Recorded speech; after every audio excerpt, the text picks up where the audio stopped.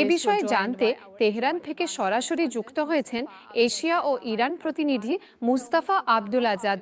Mustafa, president ট্রাম্পের এই বক্তব্যে ইরানি কর্তৃপক্ষ কি প্রতিক্রিয়া দিচ্ছে যে সম্ভাব্য চুক্তির চূড়ান্ত সিদ্ধান্ত তার? ইরানের সরকারি কর্মকর্তারা ট্রাম্পের বক্তব্যের জবাবে বলেছেন যে দ্বিপাক্ষিক চুক্তি এবং সমঝোতা স্মারক এখনো চূড়ান্ত হয়নি।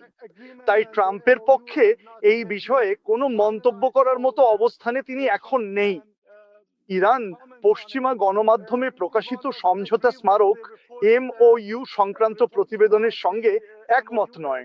প্রকাশিত সেই প্রতিবেদনের ভেতরে থাকা অনেক বিষয়ই ইরানের ইচ্ছা ও স্বার্থের সম্পূর্ণ পরিপন্থী। তবে এর মধ্যে সবচেয়ে বেশি গুরুত্বপূর্ণ বিষয়টি হলো এই যে ইরানের বিদেশে আটকে থাকা বা জমাট বাঁধা বিপুল পরিমাণ অর্থ নিয়ে এখনো পর্যন্ত কোনো বিস্তারিত আলোচনা করা হয়নি।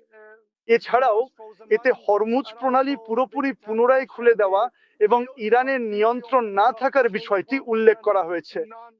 এছাড়াও এতে ইউরেনিয়াম সমৃদ্ধিকরণ এবং ইরানের পারমাণবিক কর্মসূচি নিয়ে আলোচনা করার কথা বলা হয়েছে, যেখানে ইরান স্পষ্ট করেছে যে আলোচনার প্রথম ধাপে তারা পারমাণবিক কর্মসূচি বা ইউরেনিয়াম সমৃদ্ধিকরণ নিয়ে কোনো আলোচনা বা দর কষাকষি করবে না। তাহলে ইরানিরা, অর্থাৎ তারা স্বীকার করে না যে সমঝোতা স্মারক MOU চূড়ান্ত হয়েছে। তাহলে যদি কিছু চূড়ান্ত না হয়, ডোনাল্ড ট্রাম্প কিভাবে এ নিয়ে মন্তব্য করতে পারেন?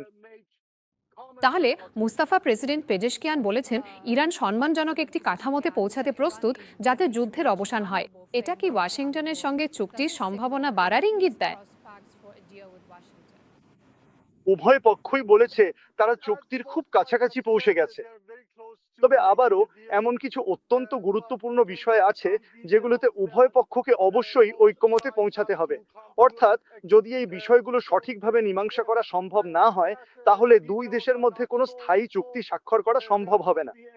আমি যেমন বলেছি, সবচেয়ে গুরুত্বপূর্ণ বিষয়গুলোর একটি হলো ইরানের হরমুজ প্রণালী নিয়ন্ত্রণ এবং ইরানের পারমাণবিক কর্মসূচি, যেটা এখনো অমীমাংসিত বলে মনে হচ্ছে। তবে আরো কিছু বিষয় আছে যেগুলোতে উভয় পক্ষই বলেছে তারা একমত হয়েছে, কিন্তু আবারও কিছু বিস্তারিত বিষয় আছে যেগুলো সমাধান করতে হবে যাতে তারা সমঝোতা স্মারক MOU স্বাক্ষর করতে পারে। তাহলে মুস্তাফা ইরানের জন্য সামরিক প্রযুক্তি সংগ্রহের অভিযোগে অভিযুক্ত ব্যক্তিদের লক্ষ্য করে যুক্তরাষ্ট্রের সাম্প্রতিক নিষেধাজ্ঞার প্রতি তেহরানের প্রতিক্রিয়া কি?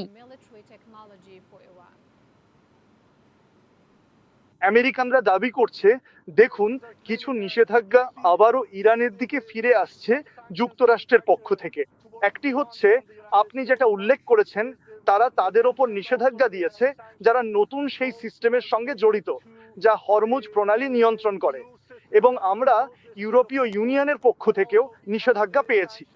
সেই কারণে আমার ব্যক্তিগতভাবে মনে হয় এগুলো আসলে অজুহাত, চাপ সৃষ্টি করার জন্য, এবং এই দাবিগুলো সম্পূর্ণরূপে সত্য না হওয়ার সম্ভাবনা রয়েছে, যাতে তারা ইরানের ওপর আরো বেশি চাপ সৃষ্টি করতে পারে, যাতে ইরান যুক্তরাষ্ট্রের দেওয়া দাবিগুলোর সঙ্গে শেষ পর্যন্ত সম্মতি জ্ঞাপন করতে বাধ্য হয়, বিশেষ করে আলোচনার একেবারে প্রথম পর্যায়ে।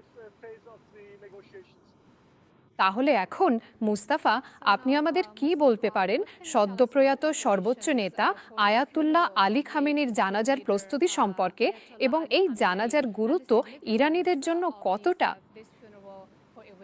এটি ইরানি জনগণের জন্য একটি অত্যন্ত গুরুত্বপূর্ণ অনুষ্ঠান, এবং অবশ্যই বিশ্বের আরো অনেক দেশের মানুষ, পাকিস্তান, ইরাক, বাহরাইন এবং আরো অনেক দেশ থেকে যেখানে তিনি মানুষের সমর্থন পেয়েছিলেন, তারাও এই অনুষ্ঠানে অংশ নেবেন।